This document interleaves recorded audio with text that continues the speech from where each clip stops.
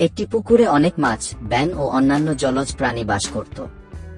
পুকুরের পাশে একটি বুড়ো বক থাকত, যেটি আগে প্রতিদিন মাছ ধরে খেত।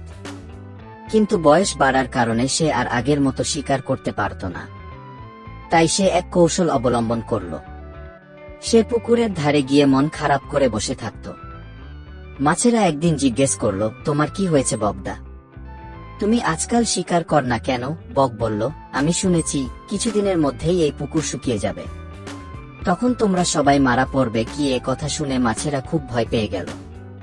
তখন বক বলল, আমি চাইলে তোমাদের অন্য একটা বড় পুকুরে নিয়ে যেতে পারি, তবে একবারে কয়েকটাকেই নিতে পারব কি? মাছেরা রাজি হয়ে গেল। বক প্রতিদিন কয়েকটি মাছ নিয়ে উড়ে যেত, কিন্তু পুকুরে না নিয়ে গিয়ে এক নির্জন জায়গায় গিয়ে তাদের খেয়ে ফেলত। এইভাবে অনেকদিন চলার পর একদিন এক বুদ্ধিমান কাকটা বলল, আমাকেও নিয়ে চলো বকদা, আমি নতুন পুকুর দেখতে চাই। বক রাজি হল। কাকটা বলল, আমি উঠতে পারি না, তাই তোমার গলায় ঝুলে যাব। বক রাজি হল।